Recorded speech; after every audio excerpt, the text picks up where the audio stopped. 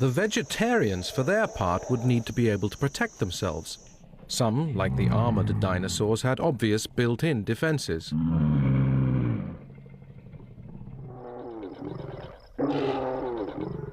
But other vegetarians had no natural protection. How are they going to look after themselves?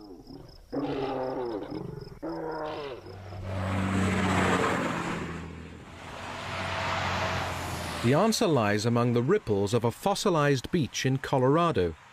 Over 100 million years, the beach has been turned on its side, but footprints are still clearly visible. Here we see the tracks of an iguanodon. This animal here was walking on all four legs. We have the hind legs here and the small handprints. The animal then was basically walking, much like a dog or a horse. It's probably a heck of a lot easier for it to do than for me because it was so much bigger. But there's a lot more we can know about dinosaurs besides just how this one animal walked. In fact, if we look at this whole slope, they're just covered with tracks. The whole ground was just trampled. And many of these iguanodon tracks, we'll notice, are all just going in the same direction. There must have been a herd of them just traveling together, walking on this beach 100 million years ago.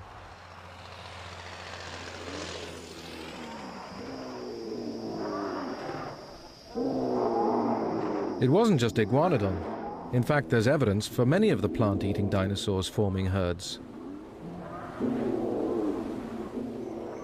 One famous vegetarian, though, had a completely different strategy.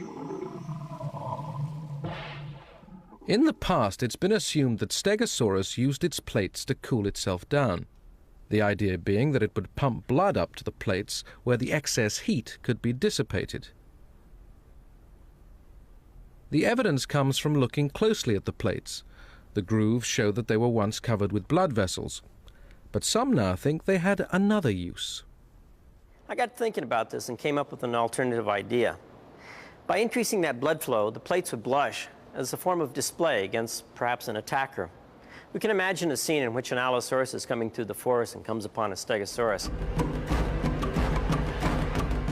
The Stegosaurus turns its body, increases that blood flow. Suddenly the plates are standing out pink. If the Allosaurus got too close, the Stegosaurus could return its body and swing that tail. The animal is looking a heck of a lot bigger and a lot more vicious than the Allosaurus realizes.